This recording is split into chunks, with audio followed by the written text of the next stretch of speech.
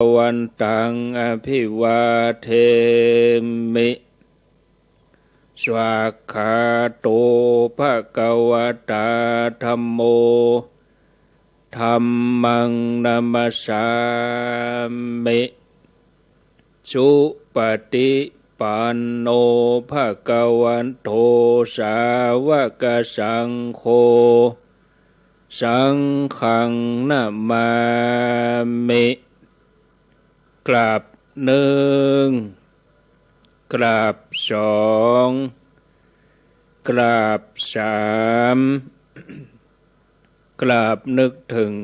คุณพ่อคุณแม่ของเฮาเนอกราบนึกถึงคุณครูบาอาจารย์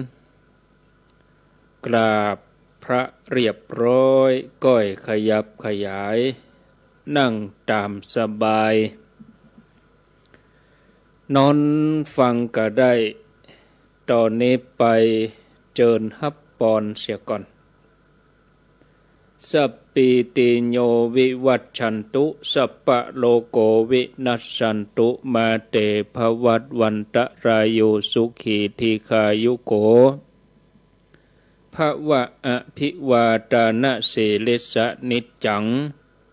พุทธาปัจจายโนจัตตาโลธัมมาวัฏันติอายุวันโนสุขังปะลังเอาแล้วได้ไหวพระได้ฮับปอนก็สบายอกสบายใจม่วนอกม่วนใจโล่งอกโล่งใจดีแล้วบ่สบายใจดีแล้วเนาะมาปะกันในรายการภาษาธรรมกำเมืองอุจาภาษาธรรมกำเมืองประจำวันนี้วันพุธที่2 เดือนมิถุนายนพุทธศักราช2564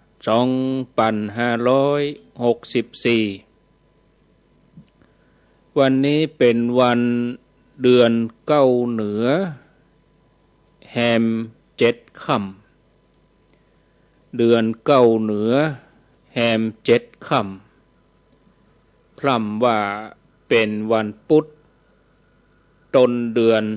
ศรัทธาญาติโยมท่านทั้งหลายวันพุธต้นเดือนนี่ก็มาปะกับอาตมภาพพระครูอภิวัฒนวิกรมวัดปากตังเจริญตำบลดอยหล่ออำเภอดอยหล่อจังหวัดเชียงใหม่เป็นประจำทุกวันพุธที่1แล้วก็ที่2ของเดือนสัปดาห์ที่1สัปดาห์ที่2หลังจากพุธนี้แล้วก็พุธหน้าเขาก็ยังจะปะกันแถมอยู่2พุธวันนี้วันที่2แห่มกรรมกับวันพุธที่9เดือนมิถุนายนหลังจากนั้นก็เป็นครูบาอาจารย์ไปที่เปิ้นจะได้มาพบปะกับศรัทธาญาติโยมก่อนอื่นนั้นก็ต้องขออนุโมทนากับสถานีวิทยุที่เปิ้นรับสัญญาณอยู่ในเวลานี้ตั้งแต่20 ทุ่มเป็นต้นไปบางสถานีก็20 ทุ่ม 10บางสถานีก็20 ทุ่ม 20ก็ขออนุโมทนาส่วนใหญ่ก็บ่เกิน20 ทุ่ม 20จะรับสัญญาณพร้อมกันตึงหมดตึงมวลก็มีอยู่19 สถานี 1. ดอยหมอกเรดิโอเวียงป่าเป้าเจียงไฮ้ 103.50 2. เมืองพานเรดิโออำเภอเมืองพานเจียงไฮ้ 99.25 3. สถานีวิทยุคนฮักพะเยาอำเภอเมืองจังหวัดพะเยา 106.75 4. เมืองปานเรดิโออำเภอเมืองปานจังหวัด จังหวัดลำปาง106.0 5. สตาร์เรดิโออำเภอเมืองจังหวัดลำปาง101.25 6. บ้านแป้นเรดิโอ96.25 อำเภอเมืองจังหวัดลำพูน 7. วิทยุคนเมืองน่านอำเภอภูเพียงจังหวัดน่าน FM 104.50 8. วิทยุคณะสงฆ์อำเภอฝางวัดพระบาทอุดม FM 100.25 9. คลื่นธรรมะของชุมชนวันถ้อยตองซัก 98.75 10. วิทยุชุมชนคนนาน้อยจังหวัดน่าน 91.50 11. แม่ขจารโมเดิร์นเรดิโออำเภอเวียงป่าเป้าจังหวัดเชียงราย 94.50 แม่ขจารโมเดิร์น 12. แม่วางเรดิโออำเภอแม่วาง 90.50 13. สันโกงเรดิโออำเภอแม่สายจังหวัดเชียงราย 90.25 14. บ้านต้าเรดิโออำเภอใจปราการจังหวัดเชียงใหม่ 91.75 วิทยุชุมชนคนเมืองลี้อำเภอลี้จังหวัดลำพูน 103.75 สถานีที่ 15 16. วิทยุวัดฝายหิน FM 104.50 วัดฝายหินมหาวิทยาลัยเชียงใหม่ FM 104.50 รับสัญญาณในวันพุธต้นเดือนสถานีที่ 17 มนต์เสียงธรรมอำเภอแม่แจ่มวัดบุพาราม 106.25 18. สถานีวิทยุเพื่อการศึกษาพัฒนาอาชีพเรดิโอเน็ตเวิร์ก 103.0 แล้วก็ที่สถานีสุดท้ายสถานีที่ 19 สถานีที่ 19 FM 99.50 เรดิโอเน็ตเวิร์กวิทยาลัยเทคโนโลยีการจัดการกฟผ.แม่เมาะลำปางอนุโมทนาทุกท่านที่ติดตามผ่านระบบออนไลน์ญาติโยมเข้าไปทาง YouTube ของวัดไฟหินก็ว่าจะเข้าทาง Facebook วัดไฟหินก็ได้อาตมาลองต่อของอาตมานี่ไปวัดล่มไปบ่ได้สักกรรมว่าจะออนไลน์ทางอินเทอร์เน็ตเอาไปเอามาก็เสียงมันบ่ดีก็เลยบ่ได้ออกอากาศที่ Facebook อาตมากับญาติโยมก็เข้าไปทาง Facebook ของอาจารย์ท่านพระครูสมุวิสุวัตรวรกิจโจก็ได้เข้าทาง Facebook ของวัดไฟหินก็ได้ก็ว่า YouTube มีหลายช่องทางญาติโยมท่านสาธุชนวันนี้อยู่ด้วยกัน2ช่วงแรกอยู่กับอาตมาภาพพระครูอภิวัฒนวิกรมวัดปากดังเจริญอยู่ด้วยกันไปจนถึงเวลา3 ทุ่มหรือว่า21 นาฬิกาญาติโยมก็ฟังท่านสมชาติชาตปัญโยซึ่งเปิ่นจัดรายการอยู่ที่วัดตุ้งโป่งอำเภอเมืองปานจังหวัดลำปางเป็นประจำทุกวันพุธสัปดาห์แรกแล้วก็สัปดาห์ที่2แล้วก็วันพฤหัสบดีวันพุธก็เวลา 5:30 น.เป็นต้นไปอันนี้ก็เชิญติดตามรับฟังกันท่านสาธุชนพุทธบริษัททุกท่านเวลาที่พระไปเทศน์ที่ไหนไปปาฐกถาที่ใดก็จะมีคนถามว่าคนเฮาตายแล้วไปไหนญาติโยมทั้งหลายบ่เคยมีไผถามว่านักเรียนนักศึกษาเวลาเรียนจบแล้วไปไหนถ้ามีคนถามว่านักเรียนนักศึกษาจบแล้วไปไหนก็ต้องตอบว่า ถ้าเรียนวิชาสาขาแพทย์จบไปแล้วก็ต้องไปเป็นแพทย์เป็นหมอถ้าเขาเรียนพยาบาลจบไปแล้วก็ต้องเป็นพยาบาลถ้าเขาเรียนทันตแพทย์จบแล้วก็ต้องไปเป็นทันตแพทย์เป็นหมอฟันรักษาฟันมีนักศึกษาบางคนอาจจะเรียนรัฐศาสตร์นิติศาสตร์เขาอาจจะตอบเขาว่าอาจจะไปเป็นปลัดอำเภอในอำเภอบางคนอาจจะไปเป็นนายตำรวจนายทหารไปเป็นอัยการก็ว่าไปเป็นผู้พิพากษาหรือว่าจะไปประกอบอาชีพเป็นทนายความนักศึกษาบางคนเรียนจบแล้วไปขับรถโดยประมาทบางทีก็มีอุบัติเหตุไปชนคนตายได้เข้าคุกได้ถูกจองจำอันนี้ไผจะหู้ได้เนาะญาติโยมบางทีก็อู้ยากเหมือนกันแต่พอจะเดาได้ใกล้เคียงความจริงว่าไผจะไปไหนก็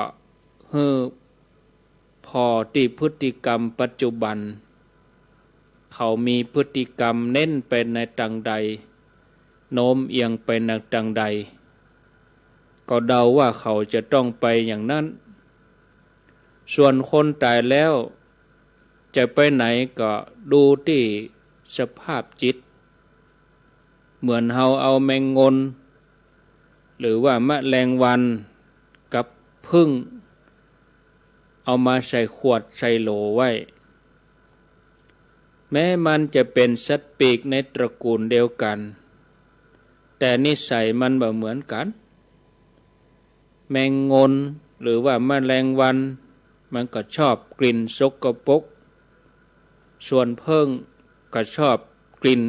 หอมรสหวานดอกไม้กาหยังกาหลังจากที่ขังมันไว้เมินพอสมควรถ้าเราปล่อยมันเป็นอิสระแมงผึ้งก็จะบินไปที่สวนดอกไม้ทันทีไปดูกินน้ำหอมน้ำหวานส่วนแมลงวันหรือว่าแมงงนก็ไปหลังบ้านเพราะนิสัยมันชอบความสกปรกชอบของเหม็นมันก็จะไปสูดดมของที่เหม็นของที่สกปรกโสโครก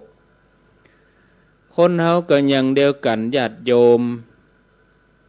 ถ้าใจฮักดีไฟดีมีจิตบริสุทธิ์ผ่องใสบ่เศร้าหมองจากโลกนี้ไปก็ไปสู่สุคติแน่นอนมีพระบาลีรองรับไว้ว่าจิตเตอสังกิริเถสุขติปฏิกังขาเมื่อจิตบ่เศร้าหมองแล้วสุขติเป็นที่หวังได้ตรงกันข้ามคนใดถ้าว่าไปคบหาสมาคมกับคนบดีคนชั่วฮักแต่ความบดีฮักแต่ความชั่วใฝ่แต่ความชั่วถูกคนชั่วอบรมมักหม่มให้อยู่ในความชั่วเกือกกลัวกับความบดีคิดชั่วทำชั่วจนชาชินเหมือนกลิ่นเหม็นที่ถูกกับ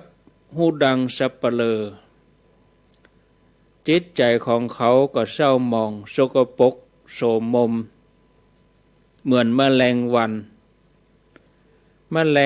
หรือว่าแมงงนมันก็จะบินไปที่กองขยะทันทีเมื่อมีโอกาสคนที่มีจิตใจเศร้าหมองก็ต้องไปสู่สุคติอยู่ในอบายภูมิมีพระบาลีรองรับไว้ว่าจิตเตสังกิริเถทุกขติปฏิกังขาเมื่อจิตเศร้าหมองแล้ว ทุกขติเป็นที่หวังได้ท่านผู้ฟังจะเป็นเพิ่งก็ว่าจะเป็นแมลงวันเป็นแมงงนไผจะไปสวรรค์ไผจะไปมโนภพก็ตัดสินใจเอาเองว่าจะไปสุขติก็ว่าไปถูกทุกขติไปสู่ทุกขติอันนี้ก่อนอื่นก็จะต้องทำความหันให้ถูกต้องก่อนคือสัมมาทิฏฐิศรัทธาญาติโยมท่านสาธุชนโลกเฮานี่มีจิตนำไปดังบาลีปรากฏเป็นพุทธภาษิตบทหนึ่งว่าจิตเตนิยติโลโกโลกอันจิตนำไปญาติโยมท่านทั้งหลายถ้าเฮาบ่กึดมันก็แปลกเนาะถ้าเฮากึดเฮาก็จะพบว่าพระพุทธเจ้าของเฮาเนี่ยพระองค์เป็นยอดของมนุษย์พุทธองค์ทรงรู้เหตุการณ์ต่างๆของโลกล่วงหน้าได้หลายร้อยพันปียกตัวอย่างอย่างทรงผมของปอดใจแม่ยิงเวลานี้ก็เปลี่ยนไปตามยุคตามสมัยนิยมบางสมัยก็นิยมผมสั้นบางยุคก็นิยมผมยาวเนี่ยยุคหนึ่งก็นิยมดัดให้งอเนี่ยบางยุคก็บ่นิยมดัดให้มันงอแปลงให้มันซื่อมันตรงบางยุคก็ก้าวผมไว้ไปตั้งหลังก้าวผมเป็นมวยนะยุคหนึ่งก็ปล่อยยาวให้สระสรวยทุกสิ่งอย่างล้วนแต่จิตนำไปเสื้อผ้าบางยุคก็เตียวขาบานเตียวขาสั้นเตียวขายาวนี่บัดเดียวเอาเตียวปุดวากมาใส่ก็มียุคหนึ่งเคยมีเหมือนไปกับเบื่อบัดเดี๋ยวนี้ปิกมานิยมกันแถมเนี่ยศรัทธาญาติโยมยานอวกาศที่สามารถโคจรไปรอบโลกไปสู่โลกพระจันทร์ไปสู่โลกอังคารดาวอังคารอย่างเฮาฟังวิทยุอยู่บัดเดี๋ยวเนี่ยเสียงมันก็ไปที่ดาวเทียมส่งไปถึงญาติโยมเขาไปทางอินเทอร์เน็ตใยแก้วไฟเบอร์ใยแก้วนำแสงโวยนั่งอูอยู่โดยรอนั่งอูอยู่ปากตังเจริญโดยรอเจียงใหม่พดไปถึงบ้านญาติโยมวิทยุเครื่องหนึ่งนอนฟังอยู่ติวไปที่ไหนก็ได้ฟังในรถก็ได้ฟังในห้องน้ำห้องนอนเนี่ยเดี๋ยวนี้เอาออกอินเทอร์เน็ตก็ไปทั่วโลกฟังอยู่ที่ไหนอเมริกาญี่ปุ่นเกาหลีไปได้หมดอันเนี้ยโลกเพราะจิตนำไปอันนี้เป็นคลื่นนะไปทางอินเทอร์เน็ตแต่จิตของเฮานี่โวยกว่านี้โวยกว่าอินเทอร์เน็ตอย่างเฮาคิดบัดเดี๋ยวนี้ปั๊บเลยฟังโดยกึดไปโดยในจิตไปเลยโอ้ความคิดของมนุษย์เฮานี่นาฬิกาคอมพิวเตอร์บอกเวลาชั่วโมงนาทีวินาทีวันที่สัปดาห์เขาจะแปลงให้ปลุกขึ้นเวลาใดวันพุธปลุกเวลาใดตีสี่ตีสามบางทีประเดี๋ยวนี้บ่ได้เป็นนาฬิกาเหมือนโบราณบ่ได้ใจลูกตุ้มลูกท่วงบ่ได้นี้กดออกมาอู้ให้เราฟังเลยขณะนี้เวลานี่เหมือนคนอยู่ในหันบอกให้เราเรียบร้อยมีเสียงบอกอู้เรียบร้อยเวลาตะใดเป็นตะใดอันนี้ก็เพราะว่าจิตมนุษย์เฮาเนี่ยคิดค้นขึ้นมามนุษย์เฮาประดิษฐ์ขึ้นมาเพื่อสนองตอบตัวความอยากตัณหาอยู่บ่ได้ฮ้อนบ่มีพัดลม ก็แปลงพัดลมขึ้นมามันบ่หมุนก็แปลงให้มันหมุนสายไปสายมาหมุนรอบตัวมีความเย็นออกมาก็เป็นแอร์เป็นเครื่องปรับอากาศตั้งเวลาอัตโนมัตินี่วิวัฒนาการหมู่นี้เป็นความจริงของโลกวิวัฒนาการไปอย่างรวดเร็วก็เพราะว่าจิตของมนุษย์เฮาโลกอันจิตนำไปต่อไปไผจะไปโลกพระจันทร์ก็ไปดาวอังคารก็ใจจิตเป็นผู้นำไปจะทำอะไรอย่างตามอำนาจจิตก็นับว่าเป็นอันตรายบ่ใจน้อยญาติโยมถ้าว่าจิตนั้นบ่ได้รับการฝึกฝนถ้าจิตอยู่ในอำนาจของความปรารถนาในสิ่งที่บดีจิตตกอยู่ในอำนาจของไฟต่ำตกอยู่ในอำนาจของความอาฆาตพยาบาทมาตร้ายตกอยู่ในอำนาจของความเมายศเมาอำนาจจิตก็อาจจะคิดสร้างอาวุธขึ้นมาประหัตประหารกดสวิตช์แป๊บเดียวเป็นปรมาณูเป็นระเบิดนิวเคลียร์เนี่ยลงบุ่มบั่มกำหนดเลยประเทศนี้ใจกี่แก่นระเบิดนิวเคลียร์ใจปรมาณูกี่แก่นประเทศนี้2 แก่น 3 แก่นกดกำเดียวหมดลึ่งเลยนะฉะนั้นในทางพระพุทธศาสนาเปิ้นก็สอนให้สำรวมระวังจิตเนาะศรัทธาญาติโยมท่านสาธุชนให้สำรวมดีๆสำรวมจิตดีๆพิจารณาเหมือนเฮาทั้งหลายที่เฮาฟังธรรมอยู่นี้คือเฮามาต้อมใจขำมาได้อาหารทางกายแล้วก็มารับอาหารทางใจมาต้อมใจฟังธรรมน้ำก็อาบแล้วอาบน้ำแล้วก็มาฟังธรรมการฟังธรรมนี่ก็ถือว่าเป็นมงคลเหมือนกันนะญาติโยม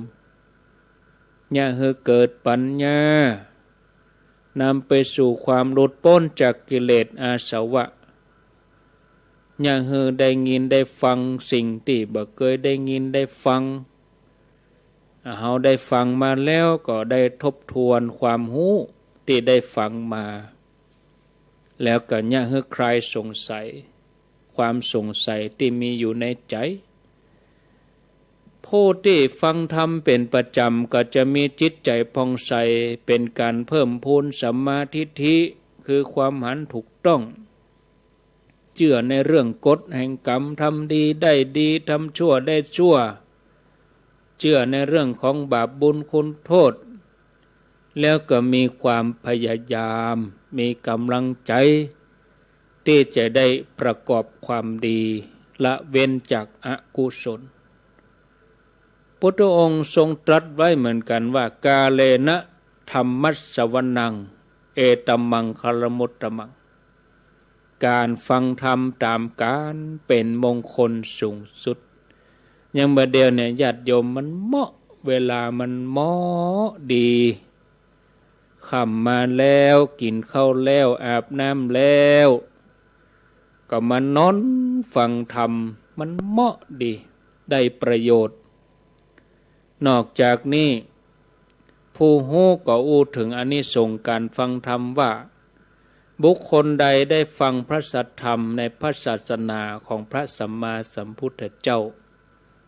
จะทำให้บัตกไปสู่ทุกขติเลยถ้าหากฟังด้วยจิตเลื่อมใสนำไปพิจารณาไตรตรองจากนั้นลงมือปฏิบัติแม้เพียงฟังบทเดียวก็สามารถทำให้บรรลุถึงมรรคผลนิพพานหรือว่าถ้ายังบ่หมดกิเลสการฟังธรรมนี่ก็จะเป็นอุปนิสัยติดตัวไปพบหน้าจัดหน้าเหมือนเรื่องที่เล่าให้ฟังเมื่อแต่กี้แมลงงูเหลือมฟังพระสวดอภิธรรม ตอนนี้จะเล่าเรื่องให้ฟังแถมเรื่องหนึ่งก่อนที่จะพอดีเวลาเวเนาะศรัทธาญาติโยม2 ทุ่มจะ40แล้วข้างแหม20 นาทีอาตมาก็จะได้พักได้ลา3 ทุ่มก็จะเป็นท่านพระมหาสมชาติชาตะปัญโยเปิ้นอยู่ตุ้งโป่งเมืองปานในเวลา3 ทุ่มถึง4 ทุ่มเรื่องนี้ก็เป็นเรื่องของพระภิกษุรูปหนึ่งที่มีชื่อว่าเอกธรรมท่านได้บรรลุธรรมเป็นอรหันต์ขณะที่อายุเพียง7 ขวบเท่านั้นเมื่อบรรลุธรรมแล้วท่านก็ระลึกนึกชาติได้ว่าได้ทำบุญอะไรอย่างมาถึงได้บรรลุธรรมตั้งแต่อายุเยาว์วัยประเภทสุขาปฏิปทาคิปปพิญญาคำว่าสุขาปฏิปทาคิปปพิญญาคือปฏิบัติได้สะดวกตรัสรู้ได้รวดเร็วบ่ต้องลำบากทำความเปลี่ยนเหมือนกับรูปอื่นท่านก็เล่าไว้ว่าในสมัยพระพุทธเจ้านามว่าพระพุทธเจ้าปทุมุตระตัวท่านเองได้เกิดเป็นฤาษีประพฤติปฏิบัติบำเพ็ญเพียรมาปฏิบัติแก่กล้าก็สามารถที่จะเหาะเหินเดินอากาศได้เหมือนอย่างนกมีฤทธิ์มีเดชมีอานุภาพเพราะว่าได้บำเพ็ญตบะอยู่ในป่าหิมพานต์เป็นเวลายาวนานวันหนึ่งท่านก็เหาะไปในป่าต้นบะเดือเพื่อจะหาผลไม้มาฉันบังเอิญว่าขณะที่เหาะไปนั่นเหมือนมีกำแพงหมอกมาขวางกั้นหนทางเบื้องหน้ามืดไปหมดเลยเป็นฟ้ามัวมืดอุปมาเหมือนนกที่บินเข้าไปในภูเขามหึมาบินข้ามภูเขาไปกับบินบ่ได้ต้องบินอ้อมอย่างเดียวฤาษีก็สงสัยว่าบริเวณนี้คงจะมีผู้วิเศษตนบุญก็เลยได้มาคัดขวางหนทางบ่ฮื้อเหาะข้ามไปได้ตัวท่านก็เลยค่อยลองฤทธิ์ว่าผู้วิเศษท่านเนี้ยจะสามารถหยุดยั้งท่านได้แต่ก็เสร็จแล้วก็แปลงร่างเป็นไอน้ำกลมกลืนเข้ากับบรรยากาศล่องลอยไปเรื่อยๆแต่ก็บ่สามารถเคลื่อนผ่านบรรยากาศนั้นไปได้ก็เลยพิจารณาหาเหตุว่ามีผู้มีอานุภาพที่ไหนมาคัดขวางหนทางของเฮาเมื่อเล็งพอด้วยตาทิพย์คือทิพยจักษุก็พบว่ามีสมณะรูปหนึ่งกำลังนั่งแสดงธรรมให้คนฟังฤาษีหันใส่ชัพพนรังสีของสมณะนั้นผู้มีอานุภาพเป่งแจ้งสว่างไสวทั่วอาณาบริเวณทันทีที่ได้หันก็หู้ทันทีว่าบุคคลนี้คือพระพุทธเจ้าผู้หูแจ้งในโลกเป็นผู้มีอานุภาพนักที่สุดท่านหันแล้วก็เกิดความเลื่อมใสได้เหาะเข้าไปใกล้พระพุทธเจ้าใกล้เข้าแล้วก็ตั้งใจฟังพระสุรเสียงที่พระองค์กำลังแสดงธรรมตอนนั้นพระองค์แสดงธรรมเรื่องอนิจจลักขณะคืออนิจจาวัฏสังขาราสังขารทั้งหลายบ่เที่ยงหนอแม้ได้ยินเพียงบทเดียวฤาษีนี่ก็รู้สึกปราบปลื้มชื่นอกชื่นใจเพราะอมตะธรรมเพียงบทเดียวมีคุณค่ายิ่งกว่าสิ่งใด เสียงของพุทธเจ้าไพเราะสนอโสดแจ่มแจ้งชัดเจนก้องกังวานท่านก็ได้จำเอาพระดำรัสของพระพุทธเจ้าที่พระองค์ได้ตรัสเรื่องสังขารบัดเที่ยงแล้วก็เหาะอ้อมบริเวณนั้นไปด้วยความเคารพมีจิตใจเบิกบานผ่องใสจากนั้นก็นำมันไปพิจารณาพร้อมกับบำเพ็ญตบะอยู่ในป่าเป็นเวลายาวนานเมื่อละจากโลกไปแล้วก็ได้ไปบังเกิดเป็นเทวบุตรอยู่ในสวรรค์ชั้นดาวดึงส์โดยอานิสงส์ที่ได้ฟังธรรมเพียงบทเดียวทำให้ตัวท่านได้เสวยทิพยสมบัติเป็นเวลายาวนานถึง30,000 กัปเวียนว่ายตายเกิดอยู่ใน2 ภพก็คือเมื่อจุติจากสวรรค์ก็ได้มาเป็นพญาเจ้าเมืองมดจาดพญาเจ้าเมืองก็ปิกไปอยู่บนสวรรค์เสวยสุขในเทวโลกแถมซึ่งแต่ละครั้งก็เป็นเวลายาวนานแล้วก็ได้มาเกิดเป็นพญาเจ้าเมืองแถมหลายหมื่นชาติที่พิเศษสำหรับท่านอย่างหนึ่งก็คือแม้จะไปเกิดในเทวโลกหรือว่ามนุษยโลก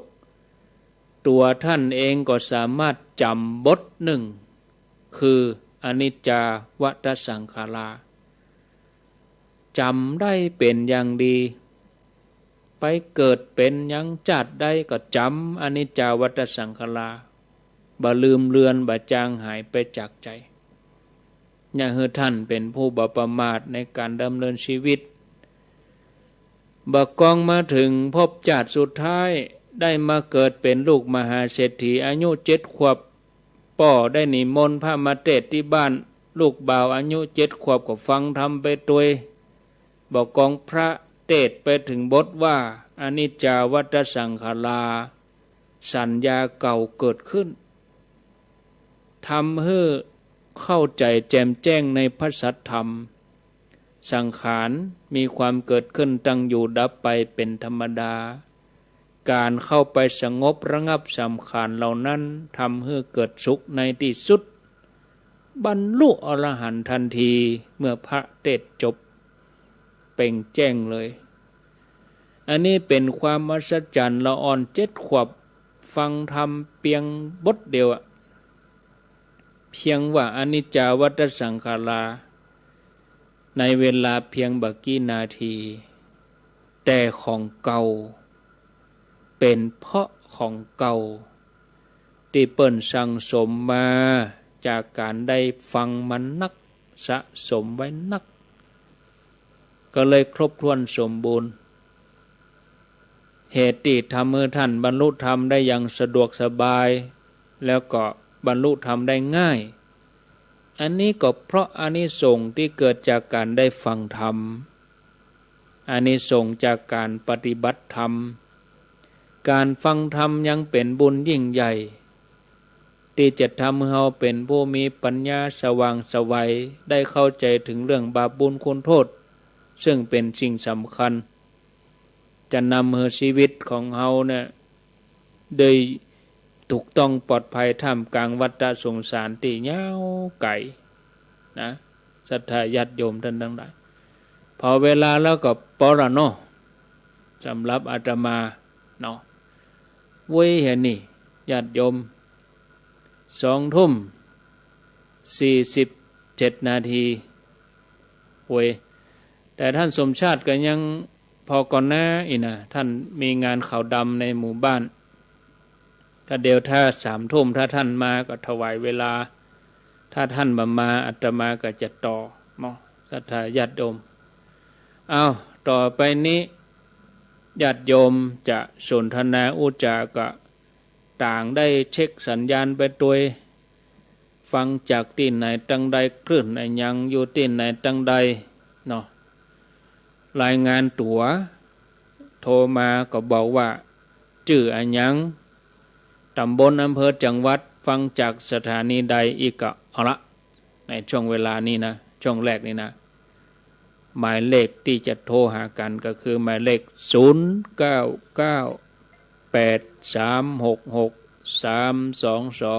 0998366322 เอาเจริญปน700 ปีเจ้าสาธุเจ้าฟังธรรมะอยู่เจ้า700 ปี700 ปีเจียงใหม่กะเจ้าฟังธรรมะ104เนาะขอบคุณเจ้า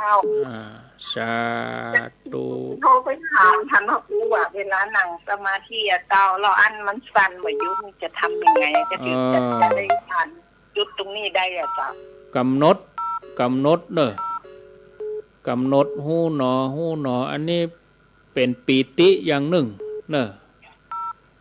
มายุราคาเนี่ยอันปฏิบัติมาตั้ง 5-6 ปีเจ้าสั่งมา3 ปีแล้วมันยังบ่ยุดเลยอ่ะเจ้ามันสั่นนะกะปีติเกิดอะตัวสั่นพ่องยังพ่องอีนะโอ้ข้อความมาลัวโลจะไปเดี๋ยวถ้ามีโอกาสจะไปหาท่านมันก็ใจเจริญนะจ๊ะเพราะว่าอันเจ้าปฏิบัติโดยท่านแม่ทัพพิชุนีนโมอ่ะเจ้าสายของท่านนะเจ้าเพราะว่าท่านบอกว่าเป็นลูกศิษย์ของท่านพระครูว่าเจ้าแล้วมีโอกาสจะได้ไปกราบเจ้ามีโอกาสเจ้าแต่ก็ฟังธรรมะท่านอยู่ถึงวันนะเจ้าต้องปรับวิธีเดี๋ยวจะอู้ให้ฟังเนอะจ้าสาธุเจ้าชัดเจนเรียงเจ้าสาธุคนโทรมานักเหนียวแน่นข้อความสาธุตุลุดนะข้อความมันเข้าเจริญปนเจ้ากระไว้จ่าเจ้าท่านพ่อครูไม่สายพินกันนะยะอยู่บ้านตรงซ่านหมู่1ตำบลบ้านขออำเภอเมืองปานแม่ฟังขึ้น106.0นะเจ้าจะรังฟังชัดดีเลยท่านพ่อครูจะอีกก่อนเอาน้อยๆรายงานตัวเฮก็เอาเจริญปนไม่แต่เจ้าจากที่ไหน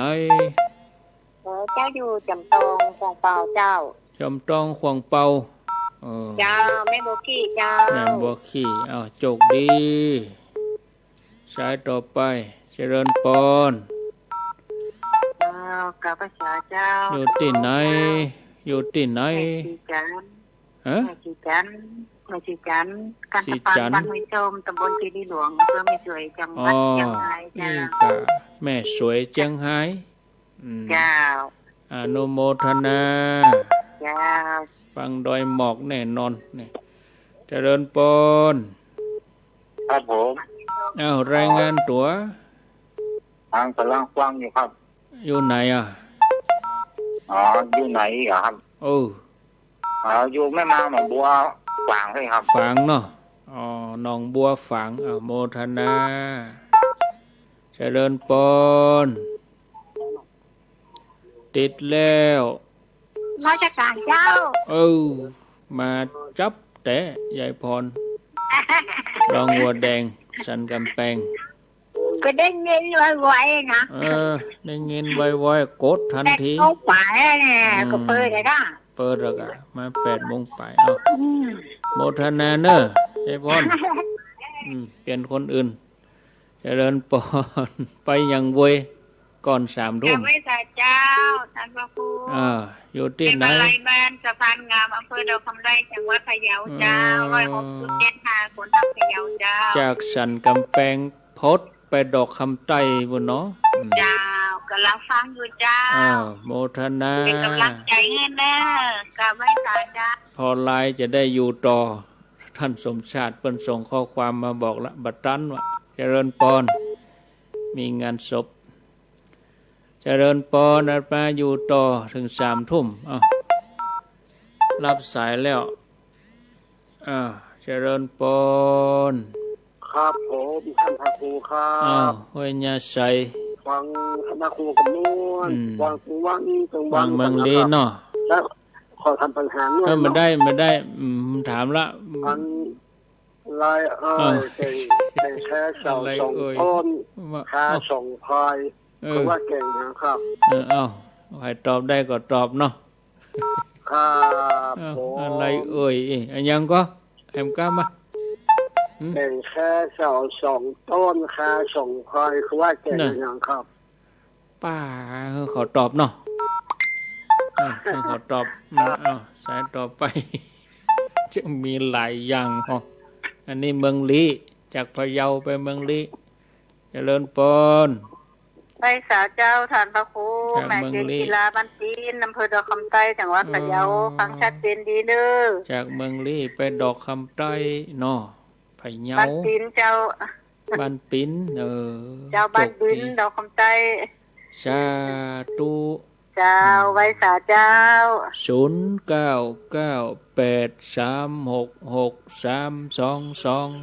เจริญปน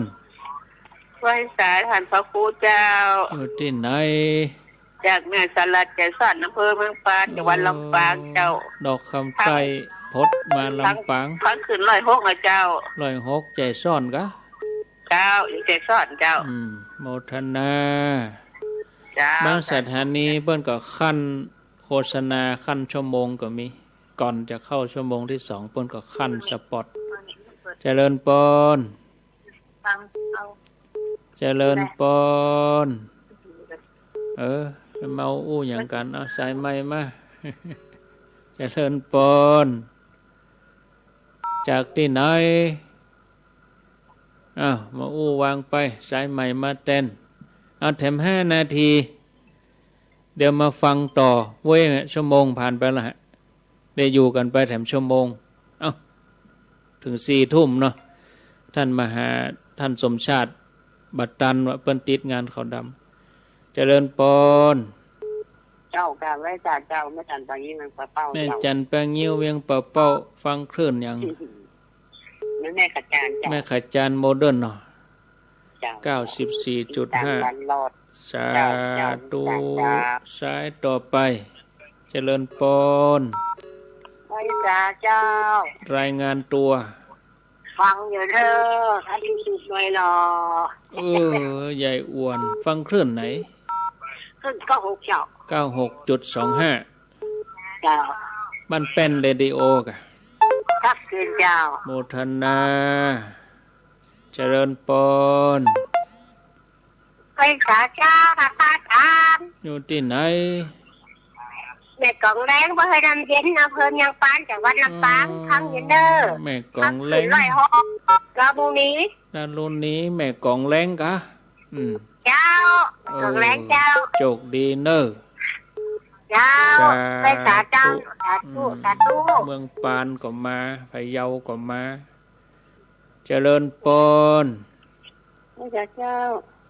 จากที่ไหนจากกำแพงเจ้าสันกำแพงแม่นางอ้วนสบายดีแล้วกะแม่อ้วนยังแขวนพ่องละเนาะแม่นางอ้วนสันกำแพงดูดีสบายให้กำลังใจเนอะแม่นางอ้วนจะเดินปอนกับจัดการทางตั้งนี่เจ้านี่อยู่ที่ไหนอยู่พะเยาบ้านจำนกโกบอำเภอเมืองจังหวัดพะเยาเจ้าอำเภอเมืองพะเยากะเจ้าฟังสถานีไหนคำดารุณีแน่คำดารุณีแม่ชื่อหยังแน่แม่หยวงเจ้าหยวงอายุเท่าหืออายุ8 คิดว่ากดโทรศัพท์คนเดียวกะกดคนเดียวเจ้าเก่งลูกเดือนเก่งเนอะเดือนหน้าไปฮับ800เนอะเจ้ากำลังใจให้เด้อไปฮับรางวัล800ได้800ได้แล้วนะเจริญปนจากที่ไหนติดแล้วไปเมาเปิดวิทยุดังกะเจริญปนเจ้าที่ไหนพี่น้องตาจ้างเวียงหนองร่องก็มาข้างบ้านโฮ่งนำเดี๋ยวนี้ โมทนาเนอโอ้ไปพับไข่ไผ่เยาแม่สวยวังเหนือเวียงน้องล่องละปูนเจริญปอนกราบนมัสการครับท่านพระครูอ้าวพระธาตุดอยสะเก็ดพระก็มานะครับเดี๋ยวติดมาเลยนะครับขอบคุณครับสาธุนมัสการครับนี่เป็นพระคุณเจ้าพระธาตุดอยสะเก็ดเชียงใหม่พระบิดาเจ้ายมพรปะเซาเจ้าอุโมงค์เจ้าปะเซาอุโมงค์ละปูนฟังคลื่นยัง104.5 เจ้าจังปะเซานี่ฟังเตียนบ้านแป้นได้ก่อโอ้โหเจ้าลองไหลพอเนอะไหลพอ 96.25 จ้าเดี๋ยวลองไหลขอเจ้าโมทนาตอบคำถามก็พัดเลยลองไก่นะเจ้าเซาค่ะเซาควายก็เหมือนจะเป็นไก่นะเจ้าอาจารย์ไก่กับปีกมันน่ะจ้ากับปีกกันนะเจ้าเดี๋ยวให้ตอบตัวตอบเจ้าวันนั้นฟังตั้งหางดงนี่ก็ได้หมดนะบันเป็นเรดิโอเจริญปอนจะได้ได้หมอกอะได้หมอกฟังชัดดีเนาะไม่มีเลยตกบางตีตกเป็นบางตีอ่ะยินดีเนอะพี่ไอ้เอาละเอาตีอีก่อนจัดโยมเนอะโอ้แน่นหนาฮับบัตันแน่นหนาฮับบัตันจะไปน้อยใจเนอะเอาไว้ช่วงที่2กำเดียวขออนุญาตได้พักฉันน้ำกำเดียวกันฟังรายนี้ไปไหนเจ้าเนอะญาติโยมพักกำเดียวก็มาปะกันฟังรายนี้ไปไหนเจ้านะเนอะใจเย็นก็เดียวมาปะกันช่วงที่2ก่อนทีว่าจะถวายเวลาท่านสมชาติเปิ้นติดงานเขาดำปิกมาบัตันก้อยปะกันเนาะญาติโยมบรรพุมาเจ้าบ่นะท่านสมชาตินะอาตมาพักฉันน้ำสักกำก่อนฟังรายนี้ไปไหนเตือนเนอะญาติโยมท่านทั้งหลายอนุโมทนา